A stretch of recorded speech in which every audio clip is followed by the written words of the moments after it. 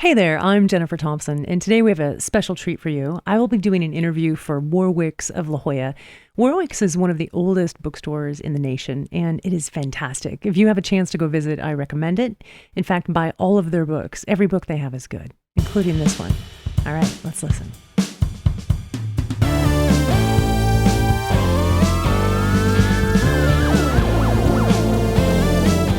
On behalf of Warwick's, welcome. And Tom Rob Smith, welcome. I'm so excited to meet you. I've been a fan since Child 44.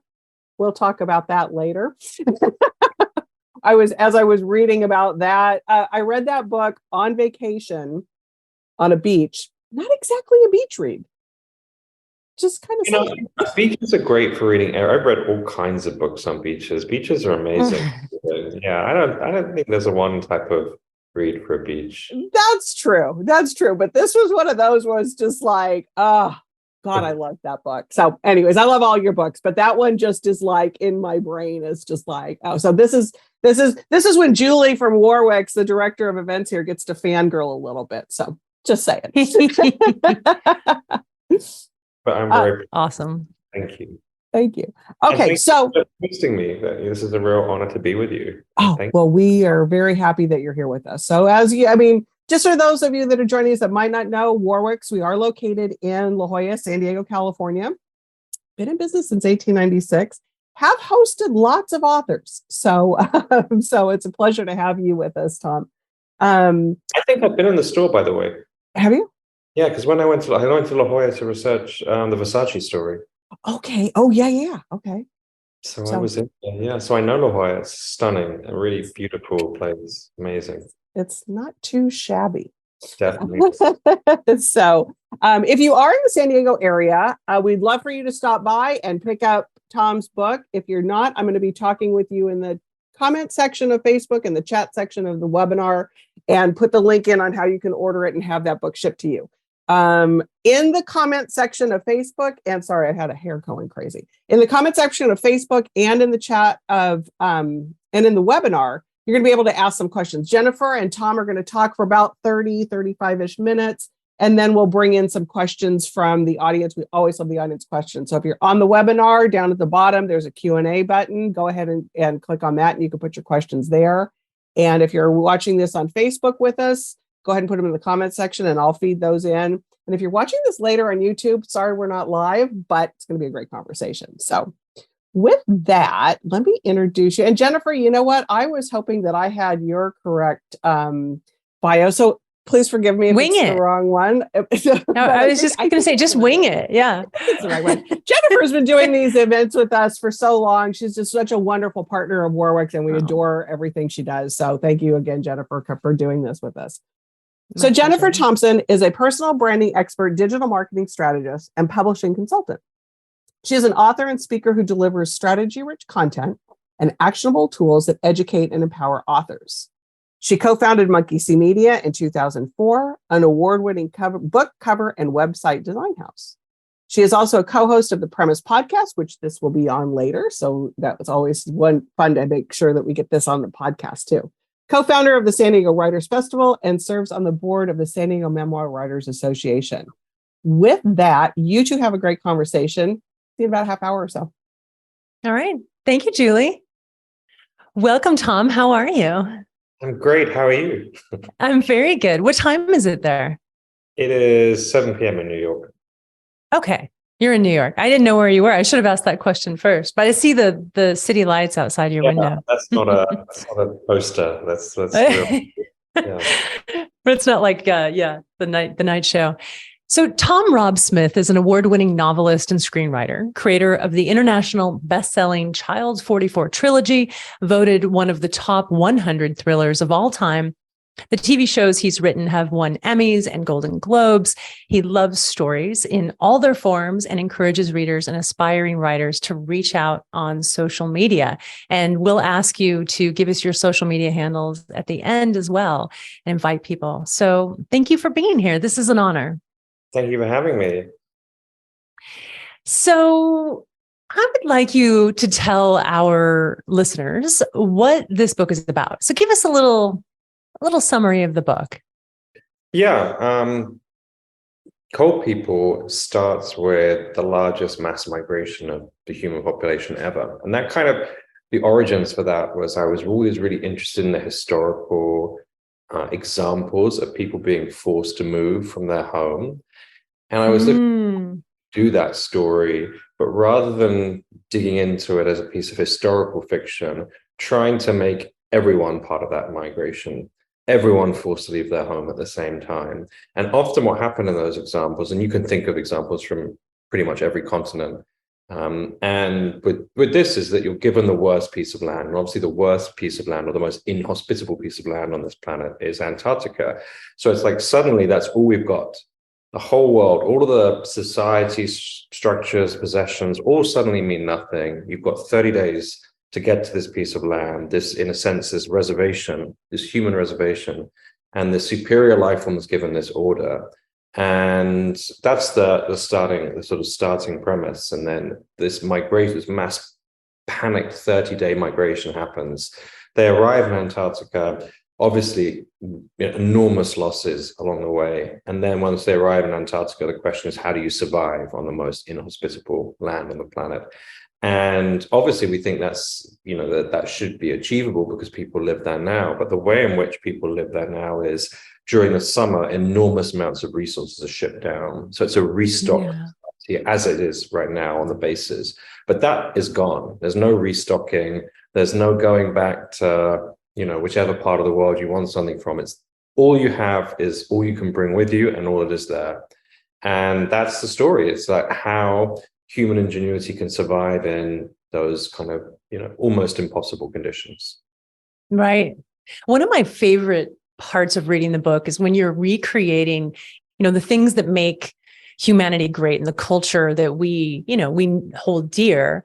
So food, the type of food we eat, the bars, like all of the presidents, the most important people that were on the planet now run restaurants or, are musicians and, they're just enjoying life. Like they're no longer the people in charge because the power they held doesn't really matter anymore in this climate.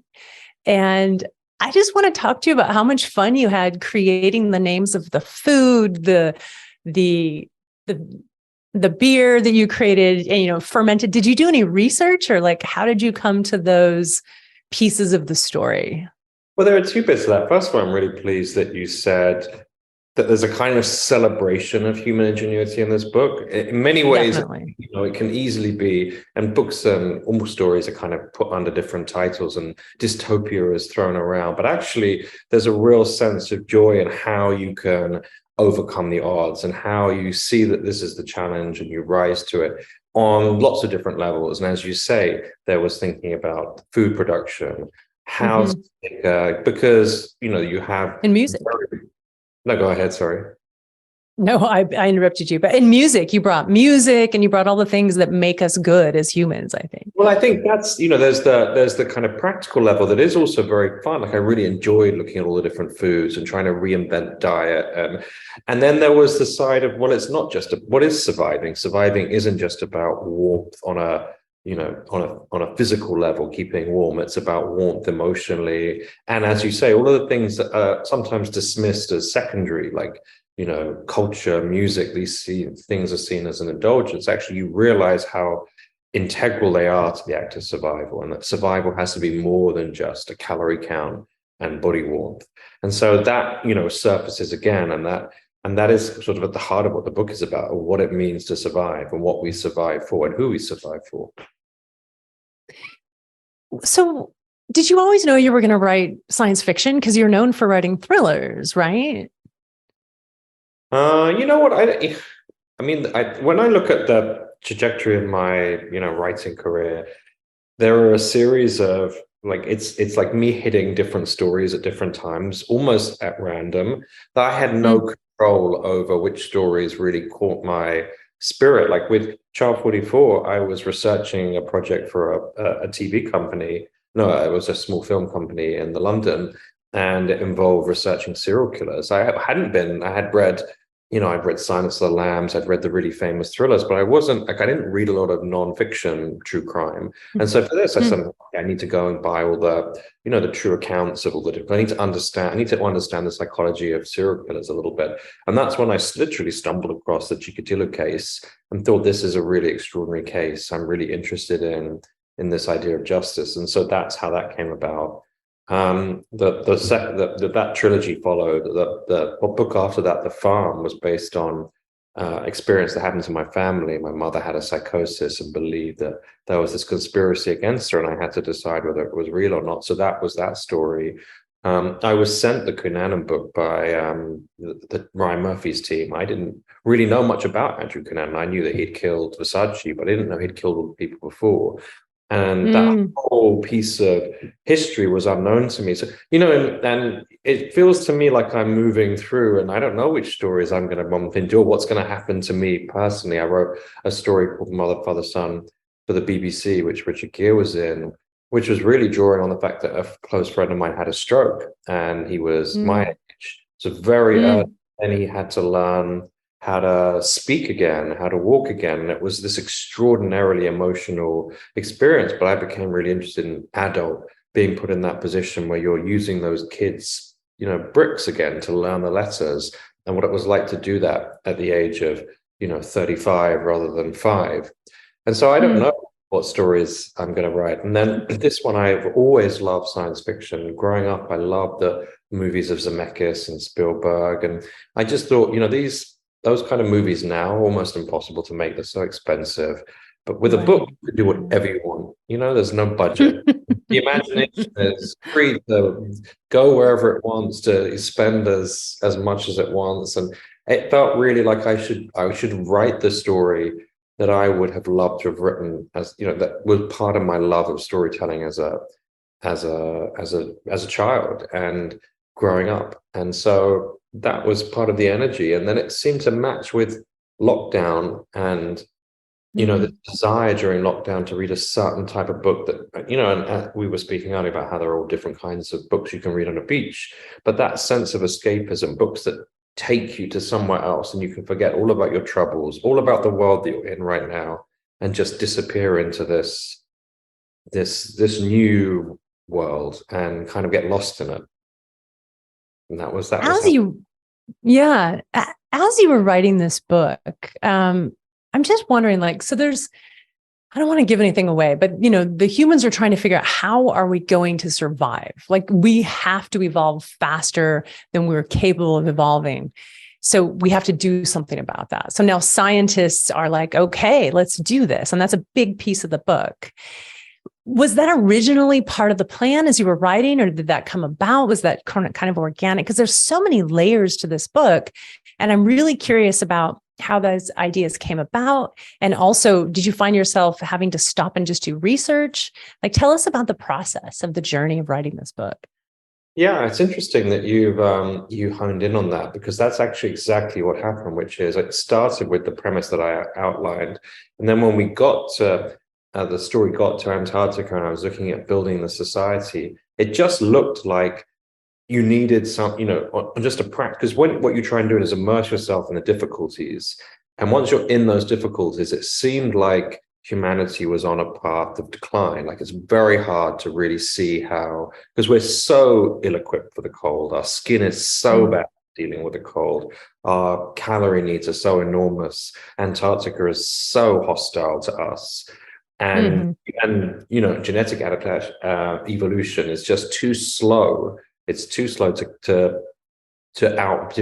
outpace our extinction. So it felt like we were really in an impossible situation, and we were going to have to do something we'd never done before. And I don't think it's a spoiler. I think I can just say that genetic adaptation is part of the story. Genetic engineering is part of the story. And what's interesting is you're taking something, you can call it science fiction, speculative fiction, but a technology that exists right now that we're not using because of ethical reasons. It's not that it's 200 years in the future and I'm kind of imagining that we might get there. We have it right now. We've just decided not to do it, or at least we think most people have decided not to do it. Possible that it's being done elsewhere. But, so this is a situation where suddenly you're like, well, actually, those ethical considerations are removed for two reasons. First of all, we're looking at extinction.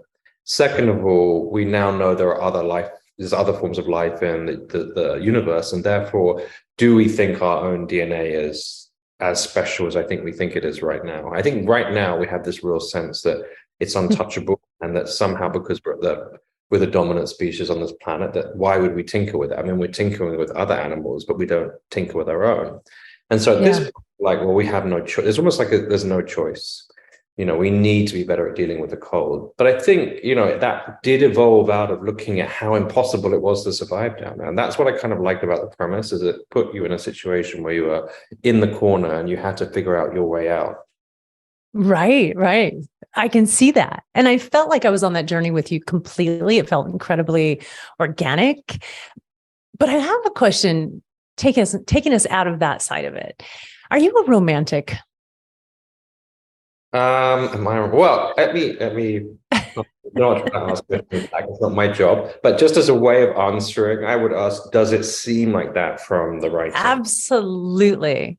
Well, yeah, I got so much of you. I'm like, oh, this guy is such a romantic, and you love humanity, and you love, I think, exploring the relationships, like, for example, between Otto and Lisa. This is our first couple who, like, they see each other from a distance. They come from totally different worlds, and yet they know there's something here, something's clicking. And then the romance of that was so beautiful. So I wanted to hear more from you about, your vision. What is romance to you? And are you a romantic? No, I'm really glad that you asked the question, because it's easy to jump into the big part of the concepts behind this book. But actually, there was one thing that was really interesting to me, which was this love story at the beginning between these two people who actually, one is in the States, one lives in Portugal, one is going to be a doctor and is on a career path that is going in a certain way, and he's working as a tour guide in Lisbon, and yet they meet each other and they have this incredible chemistry, and he's met a lot of people, and he just knows that she's the one. And the sense that there's this whole world between them, that they're never going to get together. And the truth is, in reality, they wouldn't have got together. They wouldn't have. This split apart. She would have gone home. They might have written a few cards to each other, maybe. I'm so old. A few emails, whatever. I like the cards. No, I like cards. I mean, my age is showing. They would have sent TikTok videos to each other. I don't know what they do. Anyway, they would have said, they would have tried to keep it alive, and then obviously the pull of it would have kept them apart. And then this, once this happens, this 30-day deadline is given. All of those gaps between them melt away. The social gaps, the economic gaps, all of the cultural stuff is just irrelevant. And now they just have each other, and they just got to get to safety. And there's this sense that this love story that would never have happened in regular world is now given a chance by this. And so that was kind of at the heart of that beginning. And interestingly, though, on the subject of research, lots of things you research genetic engineering, you research Antarctica. But one of the things I also researched was love at true sight. I was looked in, and it's not an easy thing to research because it doesn't on it. But you go in and you try and find people online who talk about that feeling of meeting someone and knowing in that first instant that they're the person. And the example in the book, the story that is told, which is about the person who kept all the ticket stubs from their dates. Yes. So someone who went on a date with this woman, a guy wanted to date with this woman, I think it was in the States, and he kept those ticket stubs from every single date. And when he proposed to her, he presented her with all the ticket stubs, as though he knew from the beginning, that first ticket stub, that she was the one. And it's easy to laugh at those kind of stories and easy to mock them. You think, well, maybe he did that with everyone. And once she marries him, she then finds there's 10 in the back cupboard or something. But I just think there's thing about the failed ones. But I just think, and there's the Hopper exhibition at the Whitney right now, which I saw a couple of weeks ago. And he was married to, they were an amazing team, him and his wife, and they kept all their ticket stubs, and they were all laid out in the exhibition from all the Broadway shows. Reminded me of that moment. But I love that. Yeah. My husband and I have a similar story. I knew the minute I saw him, I absolutely knew. And 10 days later, that was it. That's amazing. Yeah. What was Yeah. I don't want to, but I'm just, Yeah. it's so interesting. What was it was such an incredible, it's quite It's rare. just a feeling. You're like, yeah, I think I'm going to spend the rest of my life with this person. It's a ridiculous concept, but I think it does happen. And you could say that, well, it's a coincidence. It just happened to work out. But I love that in your book, you do have the people who are naysayers, like, well, as you say, he did that for every relationship and that one just happened to work out. But the beauty, I think the innocence of the romance in the book is what I thought was so wonderful. Here we're reading science fiction. We're reading about potentially the end of the planet. We are in a situation, humanity is in a situation that's untenable. And yet we're taking the time to concentrate on a love story that's really beautiful. They become the heartbeat of the book. Really, I think the soul of the book in the beginning, and the reason to keep reading for me, I don't read a lot of science fiction. So it's not really a science fiction book. It's that, but it's so much more than that. Yeah, it's interesting. I mean, one of the things about, I think, story structures when it comes to the really kind of big scale events is that often you go into people like presidents and prime ministers, and actually what happens is we all kind of know what they're going to do and say, because they kind of have to do and say the same thing, which is you have to sort of work down the hierarchy, unless they've gone crazy. They do the thing that they do the official thing. And actually, I think one of the movies I really loved was the new take on War of the Worlds, the Steve Spielberg, Tom Cruise one, which is just about this family. And it's not about and you don't really see, I don't think you see President at all. Just him with his kids.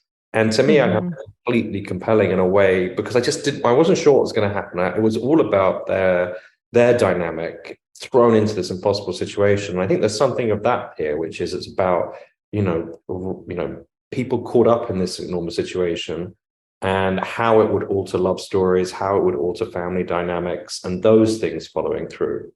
So that mixture, I think, of scale and intimacy is really important for this story. But on the subject of, science fiction is, a broad canvas. I know exactly what you mean. I think, but I never went into it thinking it has to be one thing.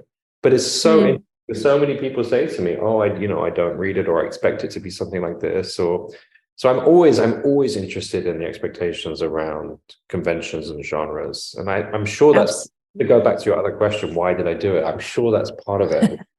To bring something to this genre that felt maybe slightly different. Sometimes when I was reading this book, I got the sense that you were almost slapping us on the hand. Like, we're not good stewards of this planet. And if we don't knock it off, something bad's going to happen, right? And so this is sort of the answer to, the aliens have come down and said, you're doing a terrible job. So now go to Antarctica and see if you can make it. We'll allow you to live there. Did that ever cross your mind? Like the environmentalism piece of it? Well, they never say that. They never say anything. They never. But the thing about it, once that happens, you infer that you've done something wrong. But actually, they could have gone there and mined, the whole of Europe for something. Maybe they were just after. Maybe they did it almost arbitrarily. It's never quite explained. But in your head, and this is what's interesting, I think, for people, is you think that you're culpable in some way, and we are. Many different ways. So therefore you employ this as a punishment for something. I mean, that's kind of built into our psyche. We always expect, the things that happen to us are caused by the things that we've done. But actually there's a possibility that had absolutely nothing to do with anything we were Nothing to do with it. But as to the question, independent of that story, well, I mean, I think one of the sad things is just, the biodiversity reduction is really sad. And I think when you're looking at, how wonderful and amazing and our love for it, like we love all these, documentaries, and there's a kind of weird paradox about, and I felt this actually during the new Avatar movie in particular, which I thought was absolutely beautiful. And I was in a cinema, it was completely packed and everyone was loving it. And I thought, we clearly love this wondrous world that was kind of the sea, but we're doing a really bad job of actually looking after the real sea. And they had that real tension in it. And So yeah, I think there's a strange double edge to things at the moment, in which is we clearly love these things, and yet we are on some ways polluting the ocean and stuff like that. But this was never about a kind of judgment on that in the sense. That's why I never gave a justification or a reason, and they never got into a debate about it. They simply were put in this place and told to fend for themselves. And once you're in that place, you have to behave in a different way. I suppose the way they reconstruct society down there, which is they manage resources, and you can't pollute in the same way because everything is so limited that you do build a slightly different world. And as you said before, in some ways, quite a beautiful society. I mean, there's a bleakness to it because it's under so much pressure, but they find ways of supporting each other in a way that perhaps we don't do as well as we could do now.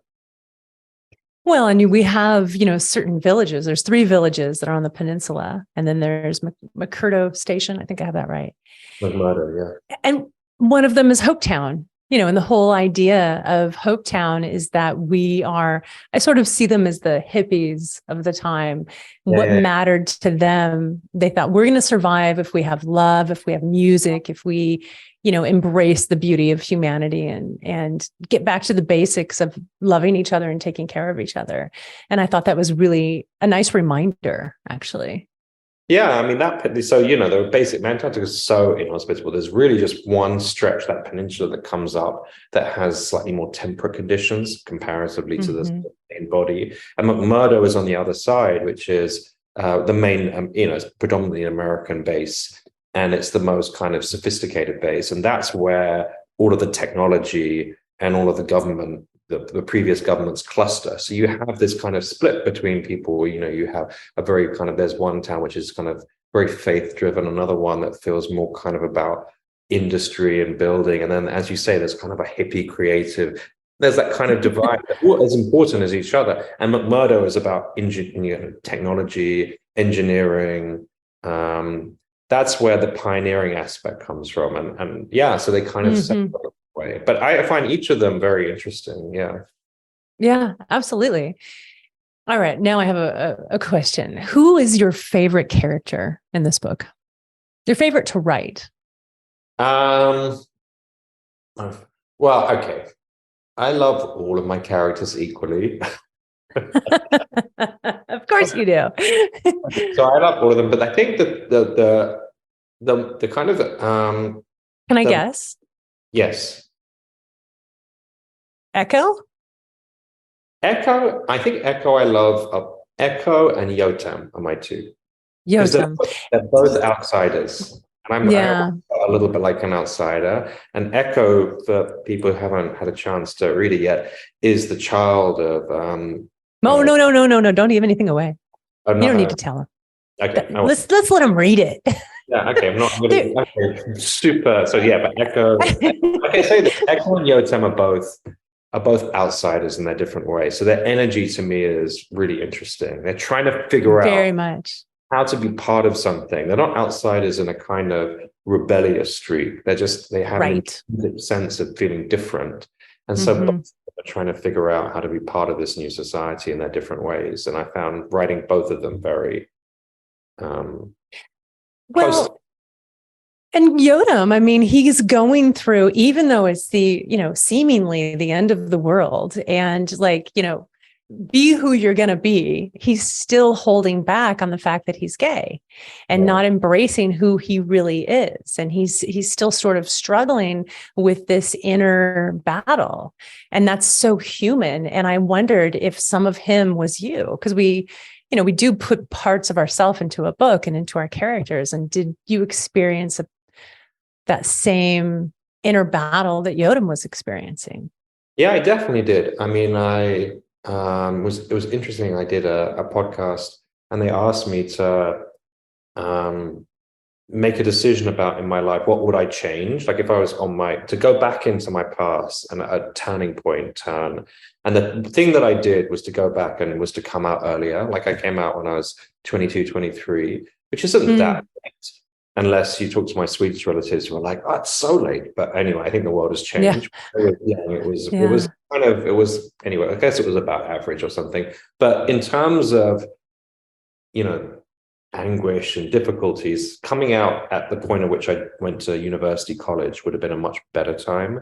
It felt like I had another 3 or 4 years of struggling. And so went back and found a moment in my life where if I should have come out, and I tried to trace my life forward. And it was a really curious process because it was hard to know what would have happened.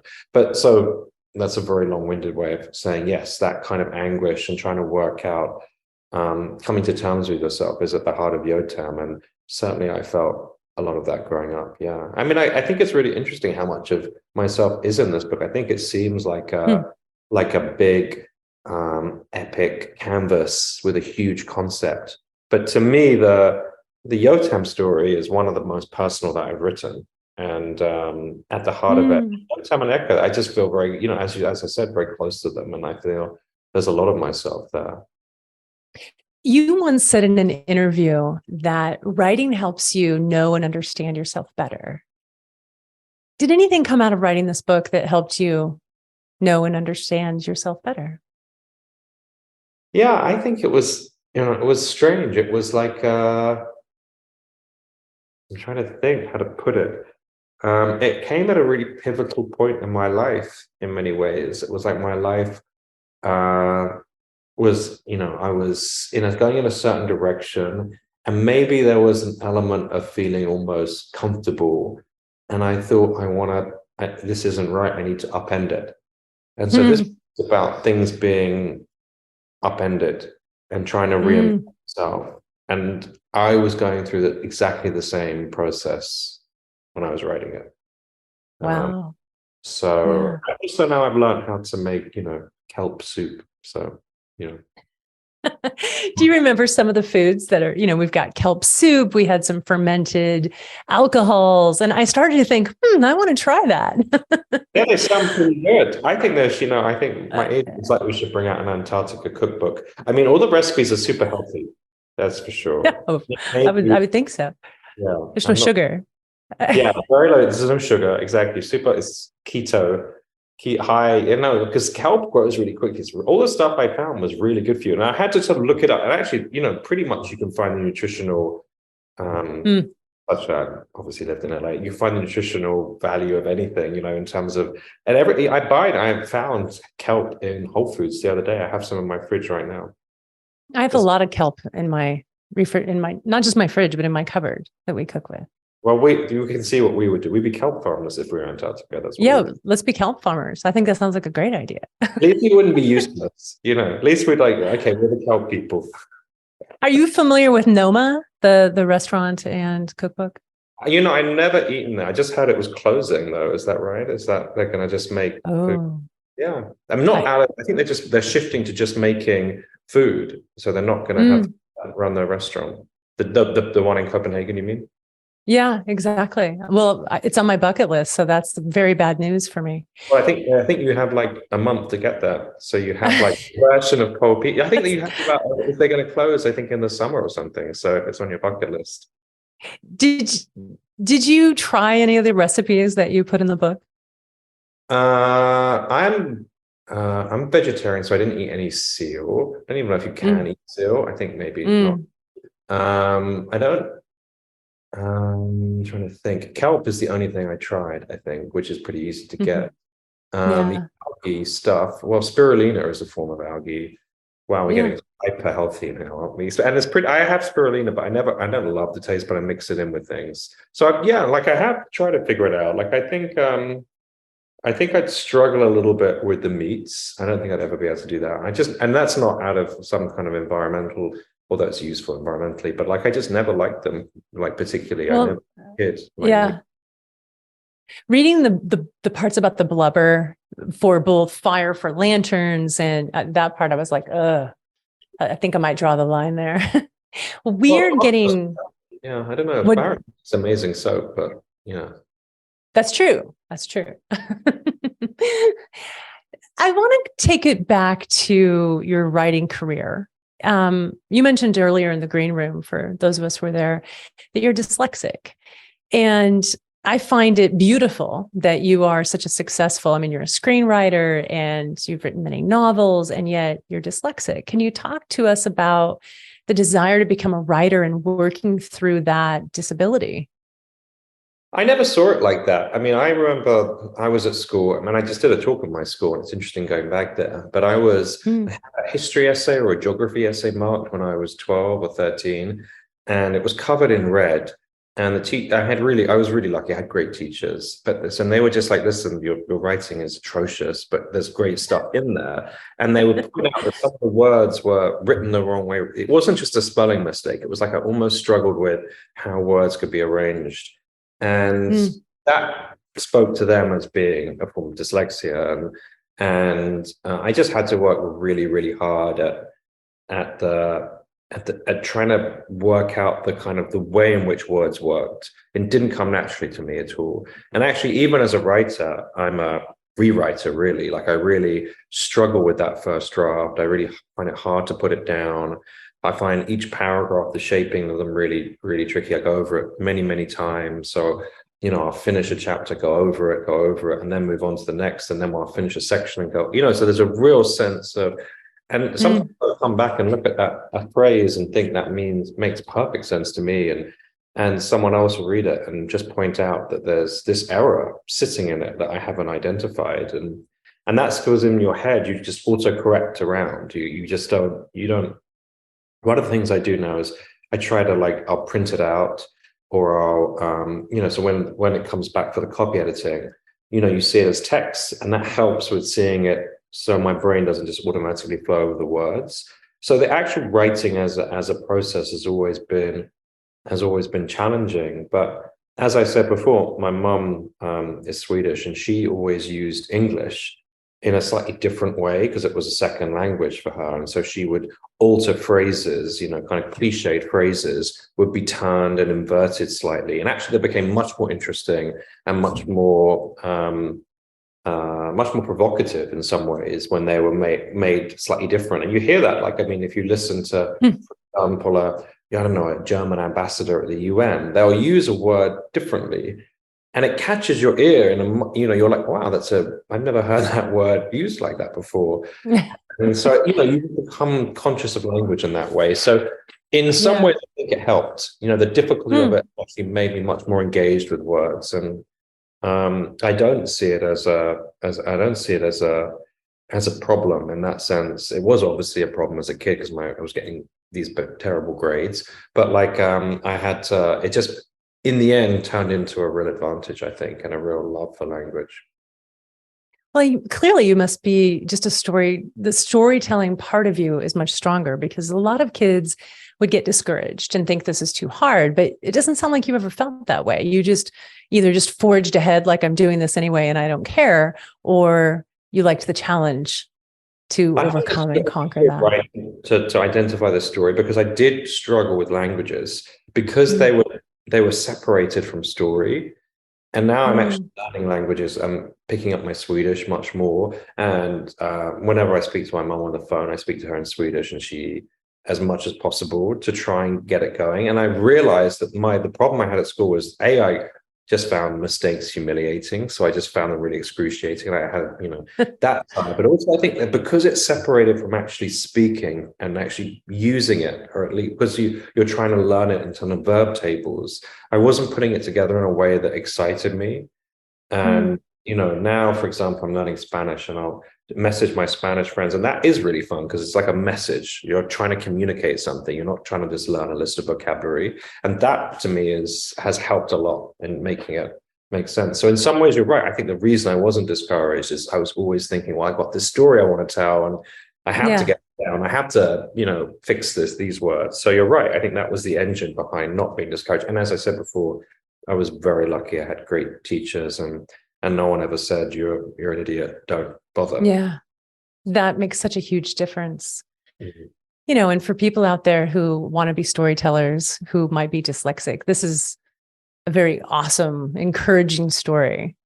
If you are a storyteller, you can do it.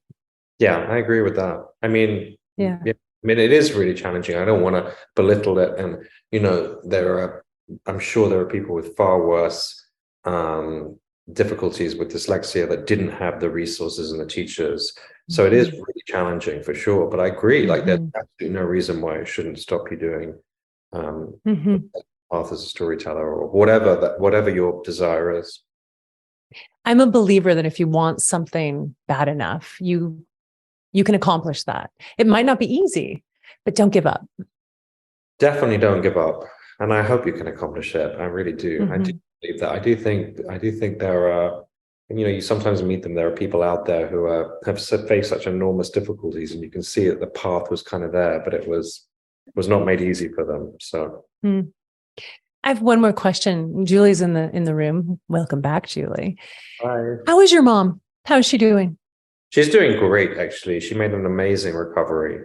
She's a real inspiration to me and to other women in London who she's spoken to. She made a fantastic recovery.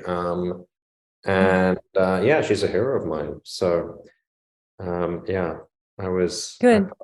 It was an incredible experience. Very difficult at the time, but inspirational. Sure. Yeah. Well, I'm looking forward to reading The Farm, because I know that was based on, a real life quandary that you were in. So I look forward to reading that. And thank you so much. It's been such a pleasure just getting to ask you questions. And I really appreciate just your writing and your openness and your humor and your romantic side. So thank you for this book. Well, thank you. It was a really wonderful conversation. And thank you for sharing the story. I'm glad that my true love research continues.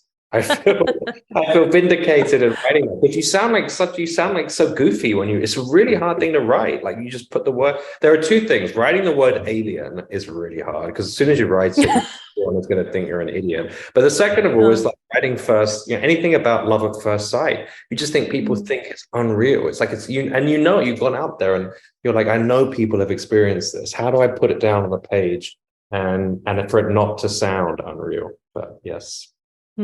Well, well done. I say well done. Thank you. Awesome. Well, we do have some questions, and if anybody else has any questions, don't forget that the Q&A button's at the bottom of the screen. And Jennifer, to your point of not reading such every book, it seems like the good ones always have the human element in them, either whether they're science fiction, whatever. And there's always this human story that brings them into where everybody can read them. You know what I mean? Yeah. Okay. Yeah. So Reed has a question. That says, so hello, Reed.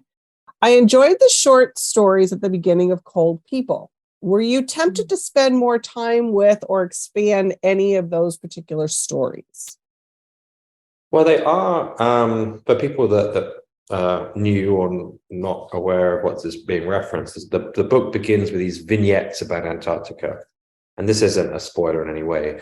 But one of the reasons I did that is because I was trying to ground both the history of Antarctica, which I think is really interesting, but that Antarctica itself was science fiction for so long. People didn't know what it was. They didn't know what was there. It was this impossible place. And now, of course, we know it. We've mapped it. There's still so much we don't know. So it feels very familiar to us. But for thousands of years, it was mythology. It was like, what could possibly be down there? And so I find that, it was like taking the line. Science fiction seems like it's a line. And actually what it is, it's constantly moving. So as soon as aliens do arrive, suddenly that'll just be matter of fact. A journalist will be typing it in the New York Times. It'll change. That line will be in constant flux. And so, and I wanted a little bit of that. And I wanted some of that sense of the wonder of Antarctica.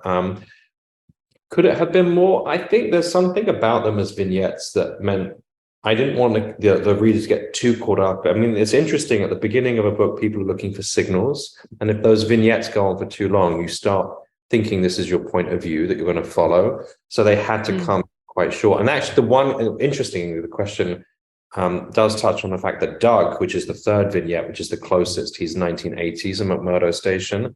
He was really intriguing to me, partly because he's quite close to us in terms of our experience. And I could have imagined writing his story in Antarctica for longer, for sure. And he's mentioned later in the book. That's right. So he does because I got so into him and because I imagined connecting the fact that his diaries were so interesting and putting them into the later part of the book. So yeah, exactly. I did get quite caught up in him as a character. I like that. All right, here's another question. How do you decide when you'll telescope in and out of certain bits of the story? For instance, did you ever consider spending more time with the characters as they were migrating? Oh, I did. Actually, this is a really good question. And particularly with this story, because this story is so big, you could slice it many, many different ways. And actually it was. There was one point I remember emailing my agent saying it's going to be 200,000 words because there's so much in it. And actually the first bit of the migration story, they were all told together.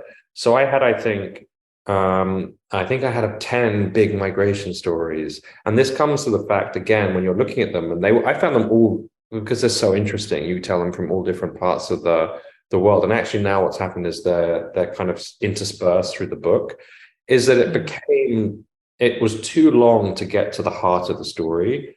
It felt like a book about migration stories suddenly. So there's that moment where you're as someone creates them, are completely caught up in them and you find them really interesting.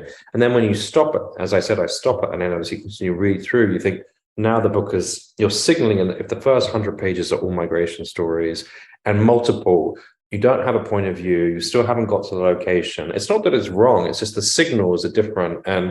But that's a debate. I think a different writer would have taken a different approach and would have, there are any number of possibilities for that. And it was a real process of discovery. Like, I didn't set into this book with a clear sense that one way would be right or the other. You start feeling it as you get more material, and then you think, okay, there's too many stories here. Let's introduce that story when we introduce that character. You get your migration story when you introduce it's almost like a kind of vignette that gets attached to the character. Yeah. Mm-hmm. Yeah, because the migration and what that means just on a global standpoint can be a whole book in itself. Yeah, but what it's interesting, I hadn't thought about it like this, but it's like, when you're introducing almost any character, it almost becomes like, oh, what's your migration story? How did you get to Antarctica? Because everyone got there somehow. Everyone had to do something. Everyone had to use enormous guile or tenacity, or they were given some act of compassion. So everyone has a different story. That was what was so interesting, and they're all connected, and they all have this thing that they can share, that they're either, some might be ashamed of it because they took a space that someone else could have taken, or they squeezed in, or they had, privilege in the sense that they had access to a plane when someone else didn't. But yeah, so it became like a kind of, everyone has this story that they tell. Yeah. I have to say, I really loved that part of it because it added tension, and I looked forward to finding out their migration story, and I knew it was going to happen. And so it really kept me engaged, and I enjoyed going back for each one. I thought that was really well done. Yeah. All right. Last one from Reed. So Charlotte Rampling's character in London Spy is still one of their favorites that you've written. What was the inspiration for her character? Wow. Charlotte, and first of all, Charlotte Rampling is just extraordinary. I was so happy when she took the role. We met her in a cafe or a restaurant in London, and I was, you always meet people and you sing their praises and you're not sure what they're going to do. And she really responded to the material. And I don't know what her inspiration was now that I'm thinking about it. I think it was I like the fact that she had a very different way of loving her son. That's what I think. It was like she was going to love her son, but her son was going to be extraordinary no matter what. And now, my brain is drawing connections to cool people. But there is this sense that, she's like, this son is going to be extraordinary. And I'm going to put my love is, it's real. She actually loved her son, and it wasn't an act. There were acts of cruelty in it, but it was this act of, in order to be great, this is the only way to be great. And so someone who is so clear-headed about the world, which is very hard to do, like, that's not how most of us would see it. We're kind of a mix, but she's like, well, and you hear stories about people, people who, I don't know, have amazing concert violinists at the age of 11. It just requires a certain discipline that is, or a certain focus that comes in very early. And so she applied that, and I was just curious of her relationship with her son. So she came out of lots of things, but, Charlotte, as an actor, brought so much to that herself. as all great actors do. So it was a lot was down to her, I think, and her performance. And yeah, she was nominated for a Golden Globe for that performance, which was Wow. Yeah. Fantastic. I think you touched on this a little bit earlier, but the last question that's coming in is, and I think because of the scope of this, is there a potential movie adaptation of this book? Is that something that's going to happen? Maybe. I don't know.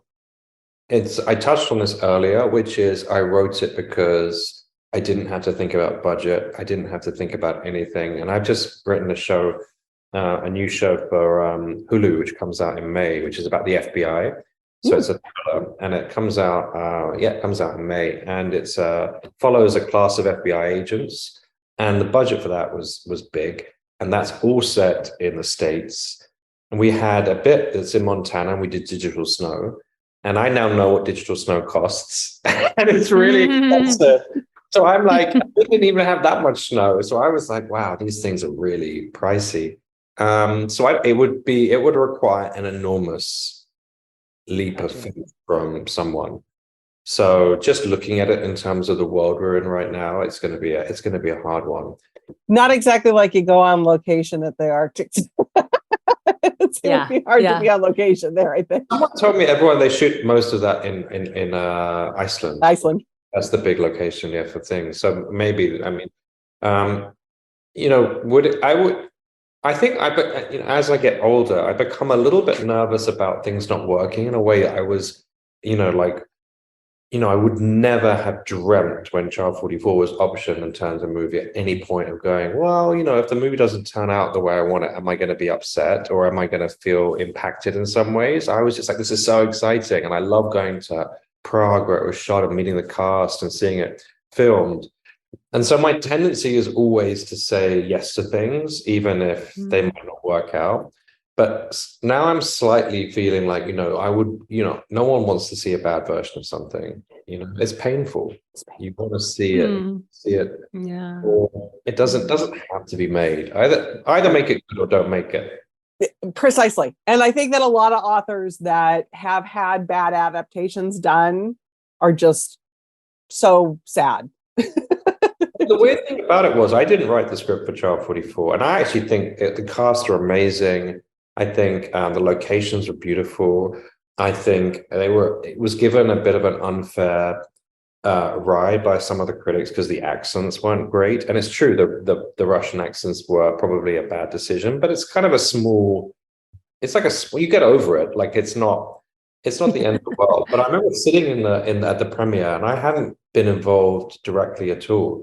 And yet I could feel I was as nervous as though I had written it. Like it was like watching the audience's reaction. I wanted everyone to love it. And I really was hungry for everyone to love it. And so you can't disengage yourself. You can't think, well, I wrote the book and good luck. Right. And you still care as much, even if you have nothing to do with it at all. Right. Because it's really even though that's a whole different creation, it's still your creation, so to speak. It's, it's your world. The precipices of your world that you create. Yeah. Yeah, I don't know what it's weird. They should exist completely separately, and we all obviously love books like we can in some way separate them, but for some reason they also feed back as well. It's really hard to disengage. Yeah. Tom, like I said earlier, it has been such a pleasure having you for this conversation. I adore your writing and just can't wait for everybody to read this. And if they haven't read your others, like Jeniffer, read The Farm. Go get Child 44 immediately. You will thank me later. Thank you again. Well, I really enjoyed the conversation. Thank you for hosting me. And it's been a real pleasure. Excellent. Well, hopefully we'll meet in person one of these days. Next time you're in La Jolla, come by the store again. I will do. And I have friends in La Jolla. So excellent. We'll hope to see you there. Jeniffer, thank you again, as always. Thank you, Julie. Thank you, Tom. Thank you. Good night, everybody. Good night. Good night.